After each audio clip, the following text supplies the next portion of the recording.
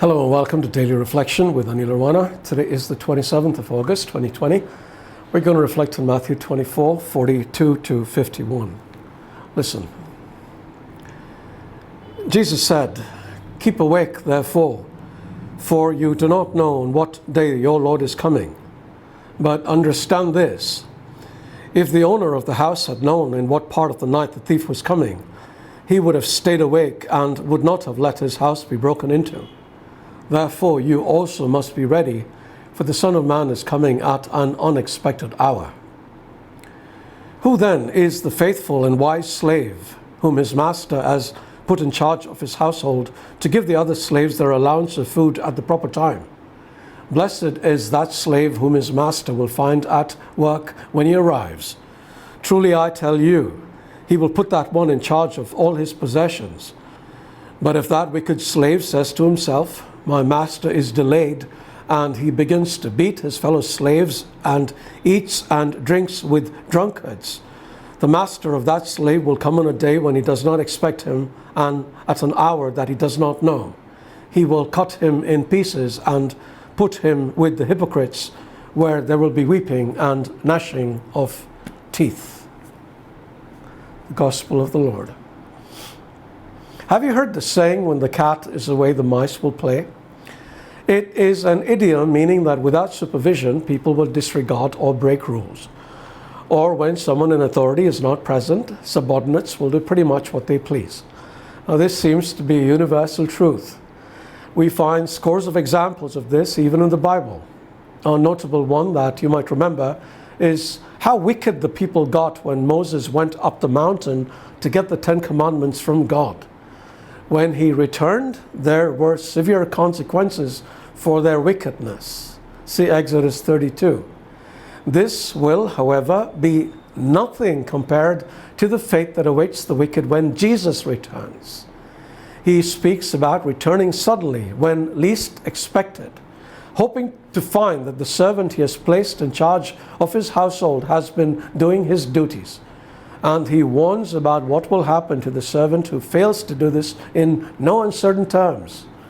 The master will punish the wicked servant severely and assign him a place with the hypocrites, where there will be wailing and grinding of teeth.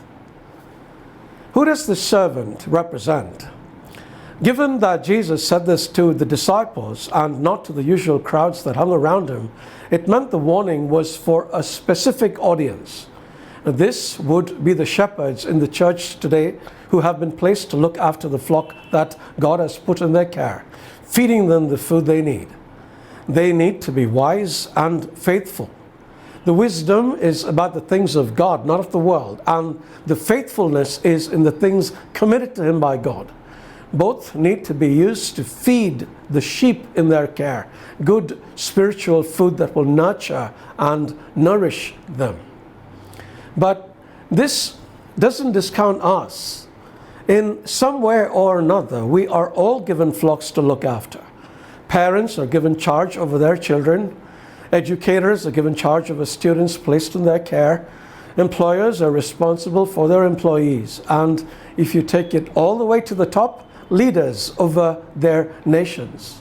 But do we fulfill our obligations to those God has given us to nurture and to nourish?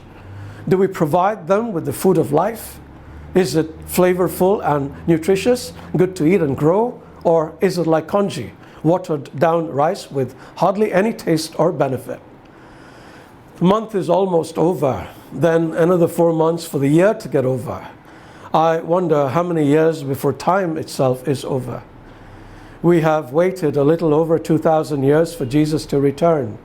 Most people have never given a thought to his coming back, and when we don't think about it, we do pretty much what we like mice when the cat is away. But today's reading reminds us that he will return and there will be a reckoning. May he find us, all of us, to be good and faithful servants that he will command and honor. In the meantime, let us feed our people well. Before you leave, may I give you my weekly reminder to subscribe to this channel, please click the subscribe button below and the bell icon alongside. Also, please do share these reflections with people you know. If you think these reflections are good food, you are duty bound to do so. God bless you.